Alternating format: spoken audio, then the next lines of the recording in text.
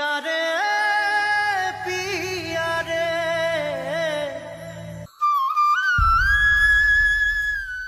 স্বামী রাহুলের মৃত্যুর খবর পেয়ে বাড়িতে ছুটে এসেছেন তার স্ত্রী প্রিয়াঙ্কা সরকার। কাঁদতে কাঁদতে রাহুলের বাড়িতে পৌঁছান প্রিয়াঙ্কা। যেই মানুষটার সাথে হাজারো মান অভিমান ভালোবাসার স্মৃতি জড়িয়ে আছে, সেই মানুষটাকে এভাবে হারিয়ে ফেলবে হঠাৎ করে, এই ব্যাপারটা ঠিক মেনে নিতে পারছেন না অভিনেত্রী প্রিয়াঙ্কা।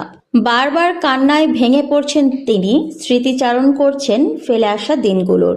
রাহুল ও প্রিয়াঙ্কার প্রেম কাহিনী টলিউডের ইতিহাসে এক বিষাদময় কাহিনী হিসেবে থেকে যাবে।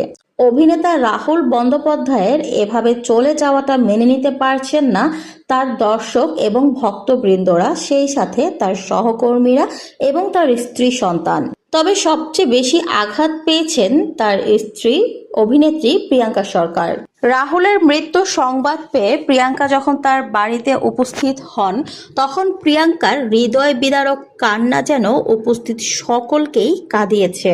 যে ভিডিওটি এখন ভাইরাল হয়েছে সেখানে দেখা যাচ্ছে প্রিয়াঙ্কা বারবার রাহুল রাহুল বলে চিৎকার করে কাঁদছে আর ফোঁপাচ্ছে। চিরদিনই তুমি যে আমার এই সিনেমাটা করতে গিয়ে রাহুলের সঙ্গে প্রিয়াঙ্কার প্রেমের সম্পর্ক গড়ে ওঠে। তারপর তারা বিয়ে করে, তাদের সংসারে একটি পুত্র সন্তান হয় যার নাম হচ্ছে সহজ। অনেকগুলো বছর সংসার করার পর তাদের মাঝে বিচ্ছেদ হয়ে যায় নানান রকম ভুল বোঝাবুঝির জন্য। তারপর দুজনেই আলাদা থাকেন। একটা সময় পর সন্তানের মুখের দিকে তাকিয়ে অতীতের সবকিছু ভুলে গিয়ে তারা আবার একসাথে সংসার করা শুরু করেছিল। সংসার শুরু করার কিছু মাসের মধ্যেই যে রাহুল প্রিয়াঙ্কাকে এভাবে হঠাৎ করে ছেড়ে চলে যাবে, সেটা আসলে প্রিয়াঙ্কা ভাবতেই পারেনি। চিরদিনই তুমি যে আমার সিনেমার মধ্য দিয়ে রাহুল কিন্তু বিশাল জনপ্রিয়তা অর্জন করেছিল। এই সিনেমাটা হয়েছিল ব্লকবাস্টার। সেই সিনেমা দেখে কাঁদেনি এমন মানুষ খুঁজেই পাওয়া যাবে না। আবারও সেই সিনেমার হিরো রাহুল ব্যানার্জির মৃত্যুতে একই রকম ভাবে কাঁদছে টলিপাড়া।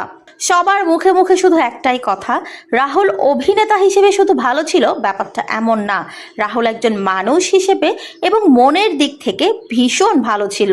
তো ভিউয়ার্স, এই বিষয়ে আপনার মূল্যবান বক্তব্য কমেন্ট বক্সে জানাবেন।